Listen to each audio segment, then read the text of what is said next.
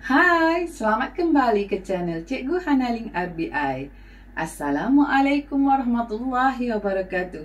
Apa kabar semua? Cikgu doakan semoga anda sihat dan ceria selalu. Murid-murid yang dikasihi sekalian, hari ini Cikgu akan membincangkan satu tajuk yang sangat penting untuk pemahaman Komsas, iaitu puisi tradisional. Tajuknya ialah Gurindam 12, fasal yang ketiga. Jom kita belajar. Murid-murid yang dikasihi sekalian, terlebih dahulu kita berkenalan dengan maksud gurindam. Gurindam merupakan puisi berirama yang berasal dari negara India. Dahulu menggunakan bahasa Tamil dan kini telah pun berasimilasi dengan masyarakat di Nusantara. Dan gurindam ini digunakan untuk memberikan nasihat, pengajaran, pedoman dan juga teladan kepada manusia. Untuk makluman semua, gurindam terbahagi kepada dua, iaitu ayat yang pertama berkaitan dengan sebab atau soalan dan yang kedua ialah ayat jawapan ataupun akibat daripada persoalan di atas. Baiklah murid-murid sekalian, marilah kita mengkaji Gurindam 12 fasal yang ketiga. Murid-murid sekalian, untuk melagukan gurindam ini terdapat pelbagai irama. Hari ini cikgu akan tunjukkan kepada anda satu daripada contohnya. Apabila terpelihara mata, sedikitlah cita-cita. Apabila terpelihara kuping, kabar yang jahat tiada damping. Apabila terpelihara lidah, nescaya dapat daripadanya faedah. Bersungguh-sungguh engkau memelihara tangan daripada segala berat dan ringan.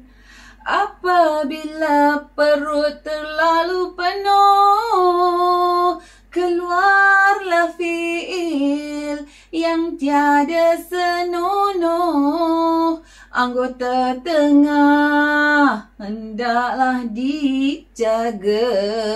Di situ banyak orang yang hilang semangat. Hendaklah peliharakan kaki daripada berjalan yang membawa rugi.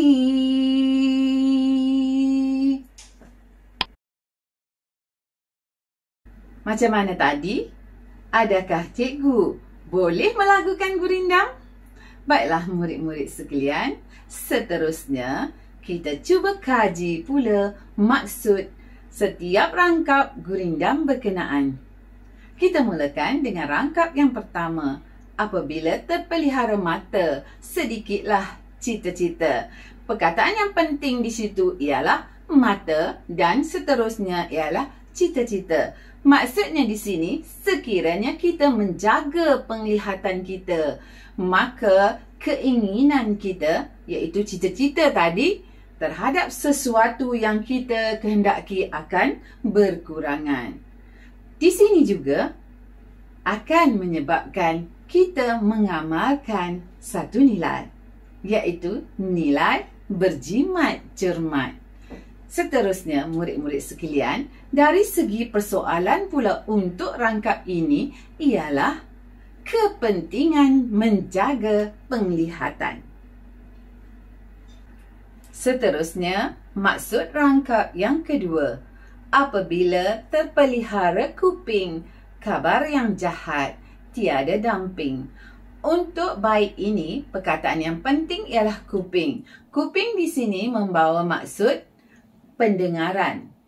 Dan seterusnya, Kabar ialah berita. Jadi, dalam rangkap ini, sekiranya kita menjaga pendengaran dengan baik, maka berita-berita yang negatif atau yang tidak baik tidak akan kita dengari. Nilai yang penting di sini ialah nilai hemah tinggi. Seterusnya, pengajarannya pula kita mestilah menjaga pendengaran. Seterusnya, rangkap yang ketiga. Apabila terpelihara lidah, nescaya dapat daripadanya faedah. Dalam rangkap ini, perkataan yang penting ialah lidah dan faedah. Jadi, maksudnya ialah sekiranya kita menjaga percakapan atau pertuturan dengan baik, maka banyak manfaat yang akan kita peroleh. Dan di sini juga nilainya ialah kesungguhan atau kita boleh juga menggunakan nilai rasional. Seterusnya di sini jika kita lihat dari segi persoalannya ialah kepentingan menjaga pertuturan. Murid-murid yang dikasihi sekalian, kita lihat pula maksud rangkap yang keempat. Bersungguh-sungguh engkau memelihara tangan daripada segala berat dan ringan. Perkataan yang penting ialah tangan dan anda perlu tahu apakah maksud berat dan ringan. Jadi, maksud keseluruhan bait ini ialah bersungguh-sungguhlah kita memelihara tingkah laku agar terhindar daripada melakukan perkara-perkara negatif sama ada dosa besar ataupun dosa yang ringan. Murid-murid sekalian, di sini ada perkataan bersungguh-sungguh. Maknanya, nilai yang tepat ialah nilai kesungguhan dan anda juga boleh menggunakan nilai rasional. Manakala pengajarannya pula ialah kita hendaklah bersungguh-sungguh menjaga tingkah laku kita. Seterusnya, rangkap yang kelima. Apabila perut terlalu penuh, keluarlah fi'il yang tidak senonoh. Dalam rangkap ini, perkataan penting perut penuh dan juga fi'il tidak senonoh. Jadi, maksudnya, sekiranya kita tidak mengawal nafsu makan, maka perbuatan atau perangai yang tidak baik akan terjadi. Di sini membawa maksud nilai yang sesuai ialah nilai kesederhanaan. Jadi, kalau anda diuji dengan persoalan, maka jawapan untuk persoalan ialah akibat makan berlebihan. Seterusnya rangkap yang keenam. Anggota tengah hendaklah diingat. Di situlah banyak orang yang hilang semangat. Perkataan yang penting ialah anggota tengah dan hilang semangat. Jadi, maksud keseluruhan untuk bait ini ialah nafsu ataupun hati perlulah dijaga kerana akan menyebabkan orang hilang pertimbangan atau hilang pedoman. Murid-murid yang dikasihi sekalian, di sini ada beberapa pertikaian tentang anggota tengah. Ada yang menyatakan tentang hati dan ada juga yang menyatakan tentang nafsu syahwat. Mana-mana sekalipun diterima asalkan membawa maksud nafsu dan juga membawa maksud supaya apabila tidak dijaga, maka seseorang itu akan hilang pedoman. Dan di sini nilainya ialah kebersihan mental dan fizikal. Pengajarannya pula kita hendaklah berusaha mengawal nafsu. Kita bergerak seterusnya pada rangkap yang terakhir. Hendaklah peliharakan kaki daripada berjalan membawa rugi. Di sini perkataan yang penting ialah kaki dan yang kedua ialah membawa rugi. Maksudnya ialah langkah atau pergerakan kita perlulah dikawal agar kita tidak pergi ke tempat-tempat yang tidak baik atau kita pergi ke tempat-tempat yang mendatangkan kemudaratan kepada kita. Di sini nilai yang sesuai ialah kebijaksanaan atau rasional. Dan persoalannya pula ialah faedah mengawal pergerakan. Murid-murid yang dikasihi sekalian, daripada rangkuman maksud rangkap pertama hingga rangkap ketujuh, dapatlah disimpulkan bahawa penyair sebenarnya bertujuan untuk memberi nasihat kepada kita. Dan disitulah kita dapat temanya. Temanya ialah nasihat kepada kita agar sentiasa memelihara anggota badan dan juga berbudi pekerti mulia. Bentuk gurindam 12. Gurindam 12 mempunyai 7 rangkap dan setiap rangkap ada 2 baris. Seterusnya, perkataan atau kata antara 2 hingga 6 patah perkataan. Kita lihat pula dari segi suku kata. Suku katanya antara 8 hingga 15. Seterusnya, rima akhir bagi gurindam 12 ialah A. Dan hal ini membawa kita pada satu kesimpulan bahawa gurindam merupakan puisi yang terikat kepada peraturan-peraturan konvensional puisi tradisional.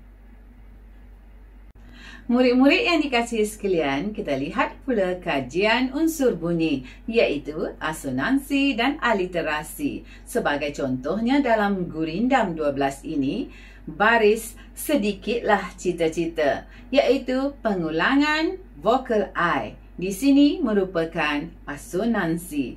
Seterusnya kita lihat pula contoh aliterasi.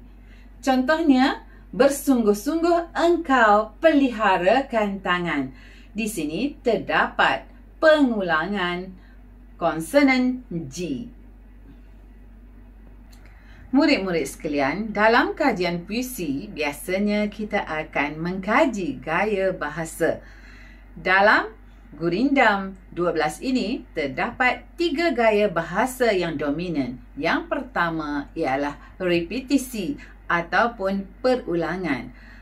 Perulangan baris yang pertama dalam rangkap 1, 2 dan 3, iaitu kata apabila terpelihara. Seterusnya, kata ganda. Dalam gurindam ini terdapat 2 kata ganda, iaitu sedikitlah cita-cita, kata cita-cita, dan juga kata bersungguh-sungguh. Dan yang terakhir ialah gaya bahasa Arab. Kata bahasa Arab yang terdapat dalam gurindam ini ialah fi'il. Fi'il ini membawa maksud perangai, kelakuan atau tingkah laku. Murid-murid yang dikasihi sekalian, tidak lengkap perbincangan kita hari ini jika kita tidak mengkaji satu set soalan pemahaman puisi tradisional gurindam 12, terutama sekali untuk calon-calon SPM 2020. Mari kita lihat contoh soalan ini. Yang pertama, beri maksud rangkap kelima. 2 markah diberikan untuk soalan 1. Murid-murid sekalian, rangkap yang kelima ialah apabila perut terlalu penuh, keluarlah fi'il yang tiada senonoh. Dalam rangkap ini, anda perlu menjelaskan. Jelaskan maksud rangkap itu. Contoh jawapan adalah seperti berikut. Maksud rangkap kelima adalah apabila kita gagal mengawal nafsu makan, maka akan timbullah kelakuan yang tidak elok. Seterusnya, kita lihat pula contoh soalan 2. Apakah keburukan makan banyak? Maksudnya di sini, soalan ini ialah soalan kemahiran berfikir aras tinggi. Anda perlu mencari jawapan di luar daripada gurindam ini. Jadi, murid-murid sekalian perlu memikirkan apakah akibat daripada seseorang yang makan banyak.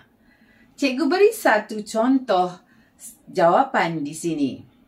Keburukan makan banyak adalah akan menyebabkan kita menghidapi penyakit seperti darah tinggi dan kencing manis. Selain itu, kita akan mengalami masalah obesiti. Kita juga akan cenderung menjadi pemalas. Isi cukupnya 2 sahaja. Ini ialah kebiasaan, kriteria pensyukuran. Namun demikian, anda juga perlu berwaspada dengan tugasan. Kadang-kadang tugasan meminta lebih daripada 2. Maka untuk jawapan seperti ini, anda layak mendapat markah 3. Murid-murid sekalian, soalan yang ketiga ialah soalan aspek Komsas. Contoh soalan adalah seperti berikut. Huraikan 2 pengajaran berdasarkan gurindam ini. Jadi, anda perlu menjelaskan 2 pengajaran. Yang dimaksudkan di sini ialah anda perlu menyatakan pernyataan iaitu tentang pengajaran, kemudian anda perlu huraikan akibat daripada pernyataan tadi. Murid-murid sekalian, cikgu beri satu contoh kepada anda. Pengajaran yang terdapat dalam gurindam ini ialah kita mestilah menjaga penglihatan. Itu ialah pernyataan. Jadi kita huraikan sedikit supaya kita dapat mengawal diri daripada pelbagai keinginan. Itu isi yang pertama, lengkap penyataan dan huraian. Seterusnya, kita lihat pula isi yang kedua. Seterusnya, kita juga perlu mengawal pergerakan diri agar kita tidak pergi ke tempat-tempat yang mendatangkan bahaya. Sebelum agar itu ialah pernyataan dan selepasnya ialah huraian. Maka anda sebenarnya telah memberi 2 jawapan yang lengkap. Ada pernyataan dan ada huraian. Di sini anda layak mendapat markah penuh, iaitu 4 markah. Murid-murid yang dikasihi sekalian, cikgu harap anda telah pun memahami gurindam 12. Maksudnya, aspek Komsasnya dan seterusnya anda juga memahami teknik menjawab soalan pemahaman Komsas puisi tradisional gurindam 12 fasal yang ketiga. Jadi, sekian sahaja perkongsian daripada Cikgu Hanaling RBI. Semoga perkongsian ini berfaedah untuk anda. Jangan lupa like, komen dan subscribe. The end.